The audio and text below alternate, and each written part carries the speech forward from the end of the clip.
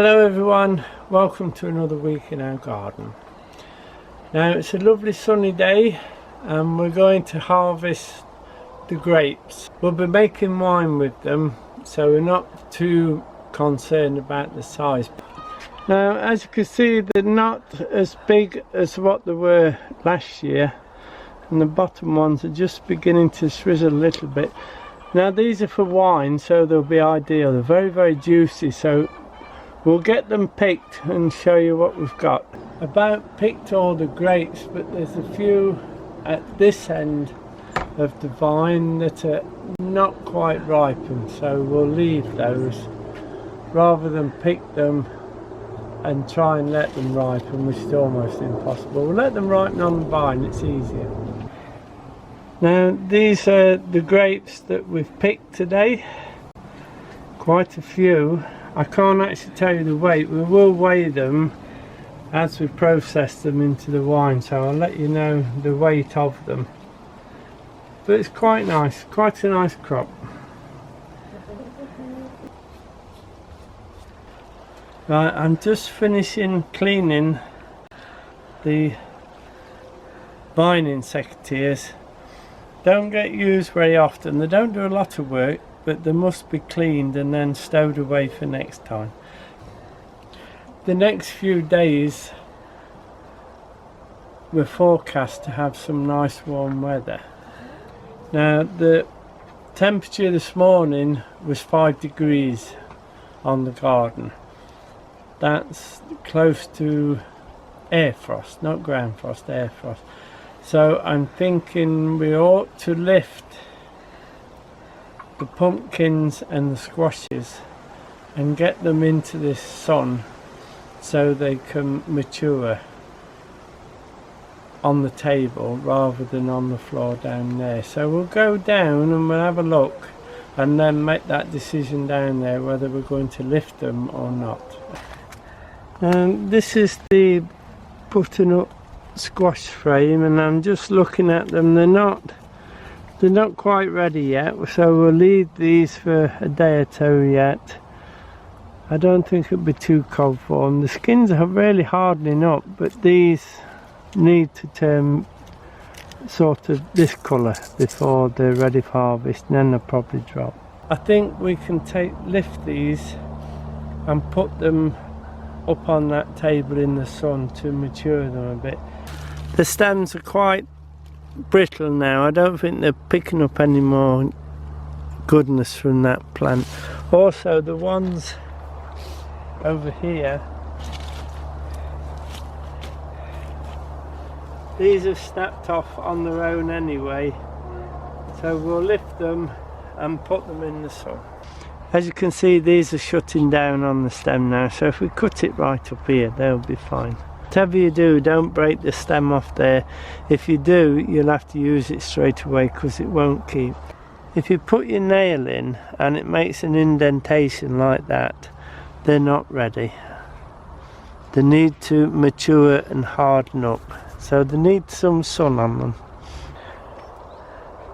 Now, as you can see, the leaves are really coming off the ones on the top of the frame now.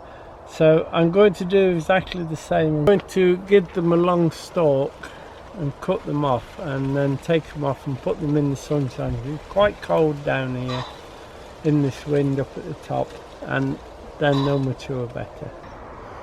So we'll select off what we're going to harvest and then show you. Can you hear that pheasant behind me calling? Now the chickens are going to start. So we'll get on and then show you what we've harvested. Here's the pumpkin, and I'm going to cut them off with this long stem on. They're a little bit moist, but they're not actually dripping, so they should be alright. The pumpkins and the larger squashes we've put on the table ready. Now we'll add 2 out of the wheelbarrow and then show you the display when we've done it.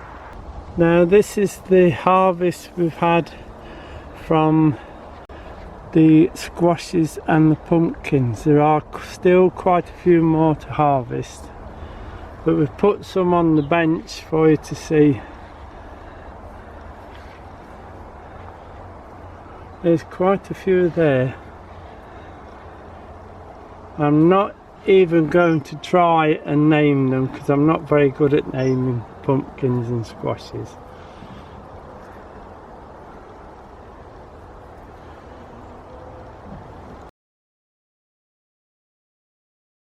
Now some of these will have to go into the shed. There's far too many on this bench for them to get the sun and mature. So I'll take quite a few, especially the smaller ones, and pop them in the shed, and then I'll finish harvesting them because we haven't finished yet, and put those in the shed as well. So we will show you, but they won't be set out like this. They'll be in the shed all on newspaper. Hello everyone, wonderful sunny day. The sun's making me feel a lot better.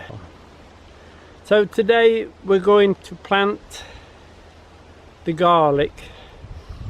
Now I've chosen a site right down the bottom of the garden, and it's the site where we had some main crop potatoes, because the garlic doesn't like a very rich soil and it doesn't like to be too wet.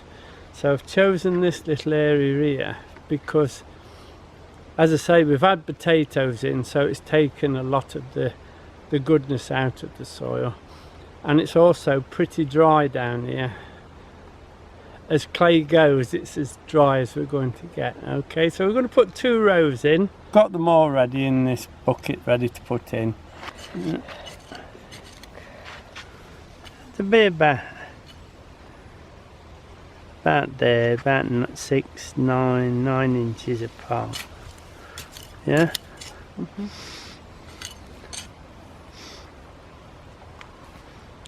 Right, this is where we're going to put them.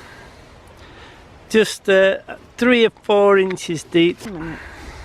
Make sure the little point goes at the top, and that's the base where the roots are going to come out. Just nip the top off if it's a bit hard, that's all. Okay, in you go. Like that, look, just put them in. That top's a bit hard, look, so we just, that's do. And I'm going to do them about 9 inches. We've got plenty of room down here, so 9 inches will be plenty. I have just raked this soil over this morning just to get it a little bit softer for us to put them in. And then I'm going to backfill. And we've had no rain for several days now, so I will probably come down and put a drop of water on this later on.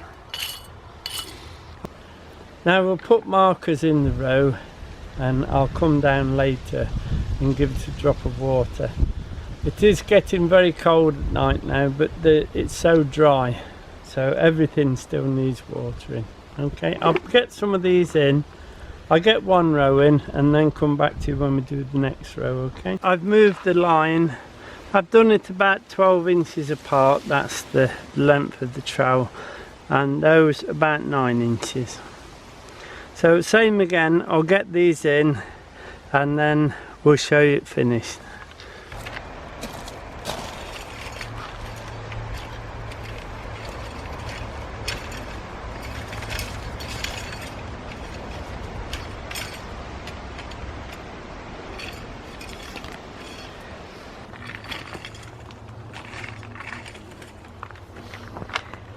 Now that's the garlic in the shed.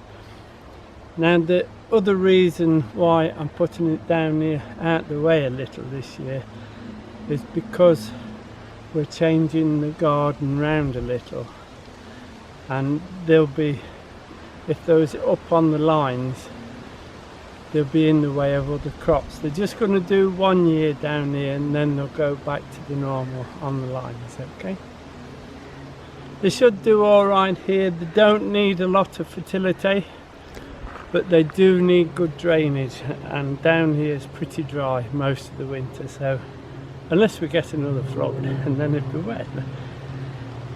Pretty dry down here for the winter, so they'll be fine. We're just going up to the shed I've been asked how to do trailing geranium cuttings and clematis, which we'll do in the shed today because it's getting a bit hot down here. So I'm in the fruit case that was. I've actually taken this end off because I need to really build it a little higher and put a gate in for the path to come down the centre. This is the path I've put in. I've used timbers at the side, the treated timbers, and I've put the weed suppressant cloth in the bottom. I will fill it with bark ready for walking on, but I can't fill it with bark while the chickens are still down this end. When the chickens are shut off, that's when I'll fill it with bark, and I'll finish the roof across as well. Now I've started bringing the manure onto the site now, and the labourers are now beginning to spread it for me.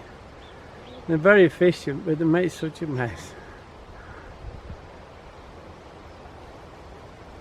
We're in the shed now and we're just looking at the light we've been doing the review on and a little bit of a test, and I'm going to bring it to an end today because I'll do a count on how many plants we had and how many have rooted. My own opinion on this light is that it's very, very good. It doesn't use much electricity, and we've been running it 18 hours a day, and it's very, very economical. Very pleased with it, and as I'll show you in a moment, it has rooted some stuff. Now I've just done a little add up on how many plants have rooted, and we've lost 15 cuttings out of 80. Now that's not bad. These Sophinias are actually growing now. They're showing a bit of root, so they're all doing well. Fuchsias are well away now, even some showing flower. They all want cutting off, by the way. We don't leave flowers on. The rosemary has all taken. I knew that would, because rosemary always roots quite easy. And the lavender's rooted. The salvia, hot lips this is, we lost 3. But as you can see, the ones that have really taken off have taken off. They're doing rather well. The osteospermums haven't done so well at all, but I think that was time of year of doing it.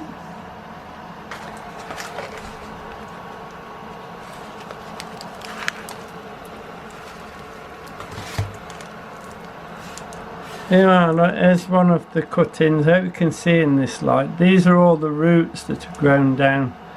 So it really has rooted very well. And I've kept them on the dry side. I haven't overwatered them. I've just put mist on the top.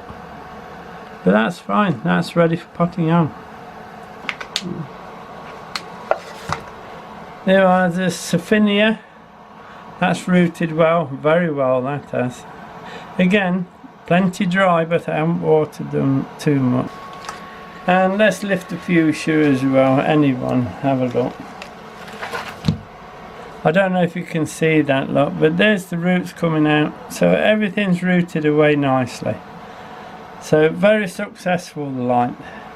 Now when we did this test, I just rushed around that morning and took 80 cuttings very, very quickly. So they weren't taken the best. But I'm very, very pleased with those results. That just shows this little light works well. So the light is a thumbs up. Okay, and we're going to do these cuttings of the trailing geranium and the clematis.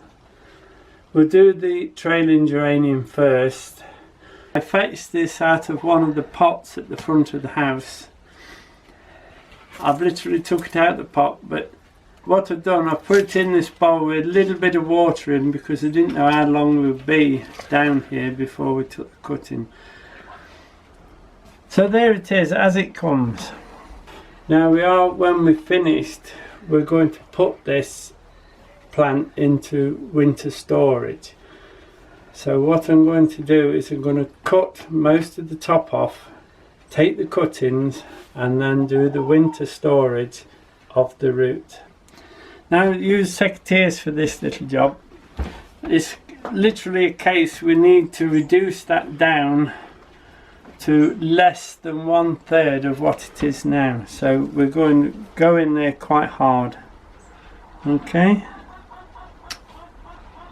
Some of it we're going to cut off is we'll not be able to use, but we've got to cut it off anyway. Here again, look, there, there, there. We'll do that one there, that one there. It looks quite harsh, but you'll see why in a bit. There, there. But always cutting just above a node like you normally would, but it's important to really cut it back hard. And there. This one right up here, we'll have to reduce that one. This one here, I'll show you if I can. This one here, like, got this big branch on it. We're going to cut it right back there. You see? Now this one, there's a little bit of a shoot there, so we'll just nip that off there. After that twice I missed it. There you go. Now that's nearly ready for storage. We'll come back to this when we've done the cuttings, okay? We'll be getting the maximum amount of cuttings out of these that we can get. First thing we do, we don't want flowers, so we just take your flowers off. Just nip those off. Now looking at that, there's another flower bud there, so that won't produce one. That will produce a good cutting there, look. There's a cutting on that there, beautiful one. I'm going to cut it with the secateurs and then do the cutting itself with the knife, okay? So what I'm thinking, we'll go there on that one. And then this one, we'll make another cutting if I can just cut it underneath there like that. So that's two we've got. We'll take that away. Same again, look, we've got a lovely little cutting there. We'll use this node here as the one that we'll throw the root from. So we'll pop in there. Again, there's a... We'll take that flower off in a second. There's another little tiny flower bud there. So we just... If we take that off as the cutting... And then we'll go in after that flower bud. There it is, look. We don't want the flower bud, so carefully take that off. Here's the one with the flower bud on. So we take that off. There's the cut in there, look. So we'll cut just under there and we'll take that as a cut in there. Unfortunately, that one there is no good for us. So what I might do...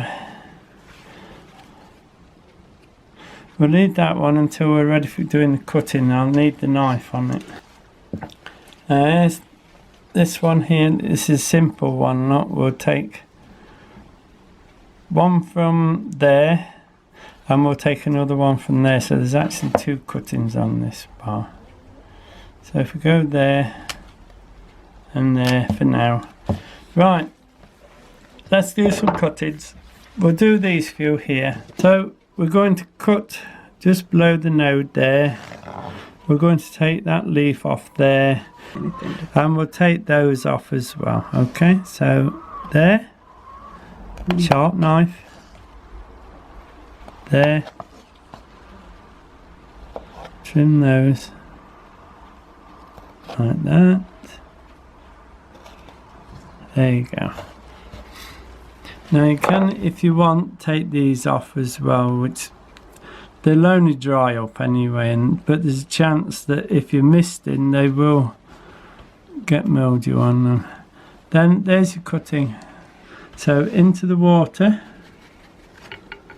yes, like that, and just touch on the rooting powder. This way, dibble comes in, dibble, and then in and firm. This is the next one, easy one, this one, look, straight underneath. Then we'll take that leaf off, and then what I shall do, my hands aren't the best for this, but yours will be a lot easier. Take those off. You can take these others off if you wish, but there is a little flower bud there, look. So we'll take that off, that's it. And then in the water, touch the powder and into the compost. The compost I'm using is a peat-free and vermiculite. It's mixed about 50-50. I did want some more horticultural sand, but I couldn't get any, so we're having to use vermiculite this time. It's just the same. There's another busy one, look, so let's see what we can do. We'll take the cutting at that node there, and we'll remove 2 of the leaves, I think, and then especially that big leaf and that one, and then put it in. Okay, so same again, cut through. These bottom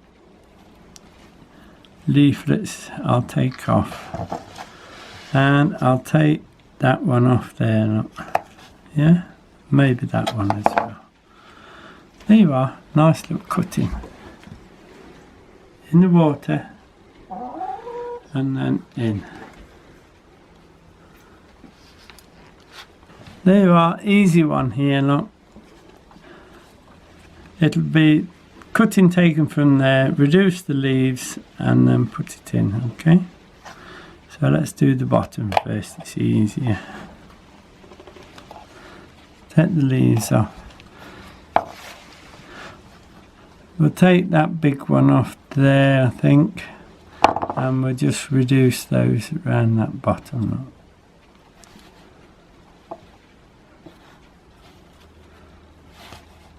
And that one, if I can get it.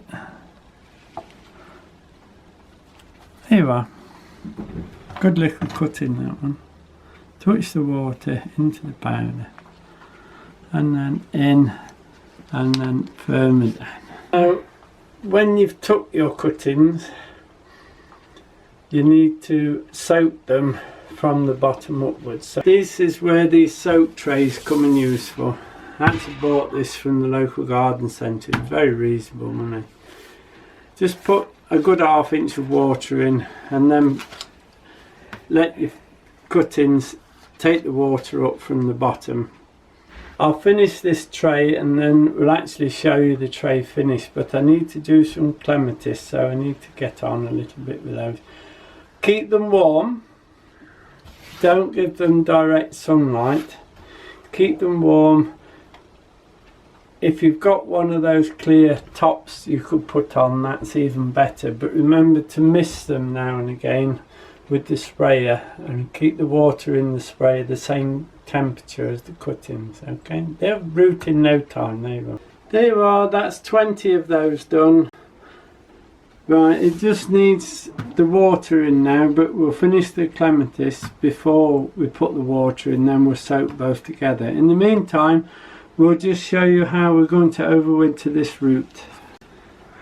Here you are then, there's that root that we took out the planter up at the house. We've took the cuttings off it, but there's still far too much foliage on here to be able to put that down for the winter, so we need to reduce it even more.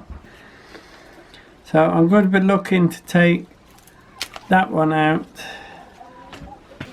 and we'll take that one out there, that's a bit of that one off. This one here, this long one, we'll take that off. And then we'll just reduce some of these leaves back a bit. The leaves that are turning yellow are going to come off anyway, so we might as well take those off. You have to be a little bit careful as you pull the leaves off, you don't break the green shoots, okay? And then, I don't know if you can see that, any dead flowers or anything inside, they all need to come out. Get all nice and clean. I think that one needs to come off carefully there. That's not too bad. We'll leave it at that. Then you want your dibbler. And what we do now is we go round the root, gently stroking out the compost that's on the root.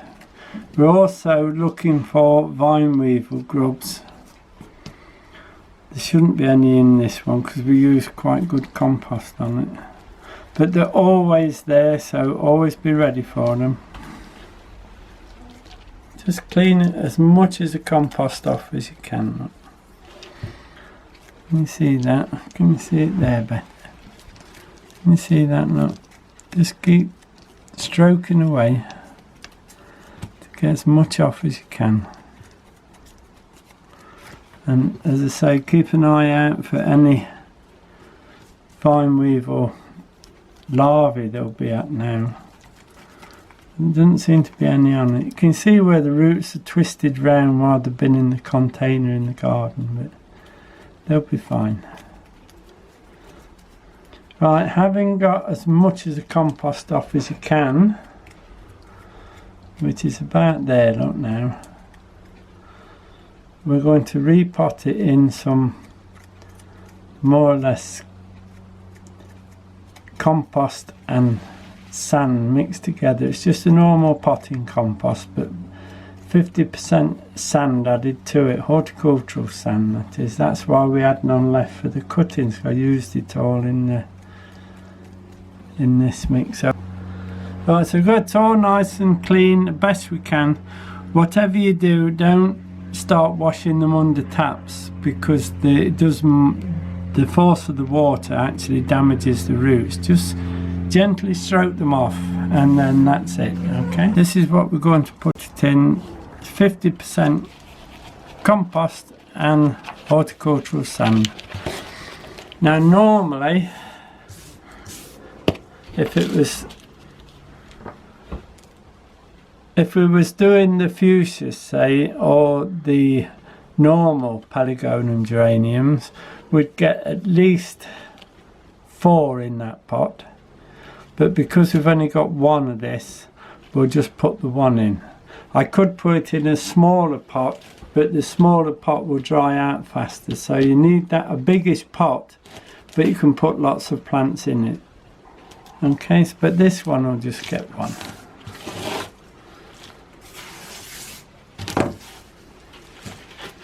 Just push it down a bit. I might need a bit more compost. Just let me go and top it up. So there you are, look, topped up. Use it all. Now, at the moment, I would say that compost for the winter storage is very wet. Eat that one. That won't be watered until way after Christmas. It'll stand near the window in this frost-free shed, and that'll be it for this little plant until next year. It might need a little bit of water early spring if it's drying out, but that'll be it. That's plenty wet. So these will be your autumn cuttings of Clematis or Clematis or whatever you like to call them. The one thing you got to always remember with Clematis is which way round they are. Believe it or not, once we start cutting, if you don't remember which way round it is, once we took the cutting, you could soon pop them in upside down. Okay. Clematis, quite simple.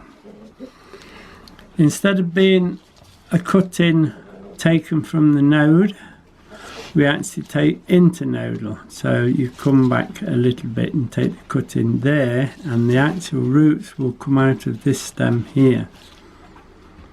Simple cutting to do. Compost we're using is the same as we used for the geranium. Now remember that's the top of the plant. So we'll start at the bottom and then work our way up. Okay, so we'll cut off about there and halfway, maybe a little bit more than halfway down. I'm just going to remove 2 leaves off it, and literally that's your cutting taken. What you need to do now is make sure you wet the stem and then into the powder to make sure you get it all on. Yeah, like that, look.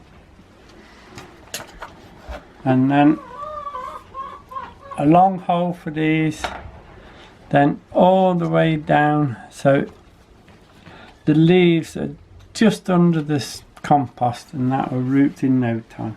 We'll go, that's the top, don't forget, we'll go 2/3 down like that, knowing that the cutting will be taken on this. Right, so that's good to be the cutting there. I will reduce a couple of leaves. Sometimes it's not necessary to remove the leaves at all. You will find though that these leaves will probably fall off anyway before the root, but they will root.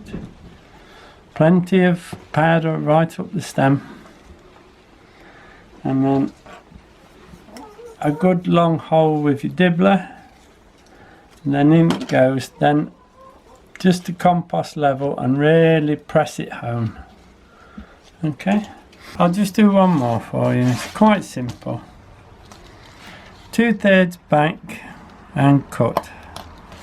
You can take these any time of year. Another way of doing it is to put a pot at the side and put a clip in the pot like that, and it'll root in no time, and then you've got a layered cutting. Let's remove 2 leaves and right up the stem. Now Clematis, to get them to root easier, will need a little bit of bottom heat. Okay, so if you've got a propagator you can pop them in, be even better.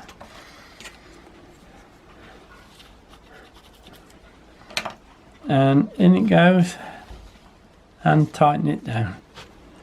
That will go in the tray in some water to soak the moisture up, and hopefully that one put on some bottom heat. That one can just sit in the window. I've got 3 clematis there. I'll take 2 more before I go up so it looks like a pot full. And that'll be it for today, so we'll see you tomorrow. Friday today, nice clear day, 20 degrees believe it or not today. We had 6 this morning when I went down the garden, so it's picked up quite a bit.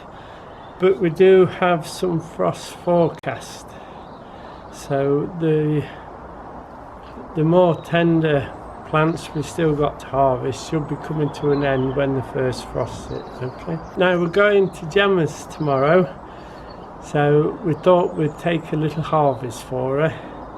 So this is what we're going to take for her. Now our neighbour gave us these small apples.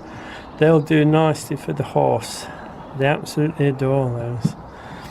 Got some nice peppers, some out the greenhouse, some out of the garden at the bottom. Another calabrese, which is doing rather well, the calabrese. Small cabbage, some more peppers, and I think they're the ones out in the garden actually. A mixture of tomatoes, they're all grown outdoors. A few radish. The radish are about finished now. I won't set radish again this year. Some nice beetroot. Now the main beetroot wants harvesting now, so we'll have to get that up in the next week. So there is 3 celeries there for her. Again, we need to get these out before the frost hits. And some red and white spring onions. They'll be alright now. Now I'd like to say thank you for those people who have sent me some get well wishes. I do feel better for it now. Actually the sun's doing me the world of good. Now also thank you for subscribing, we do appreciate it, and as always many thanks for watching. So hopefully we'll see you next week.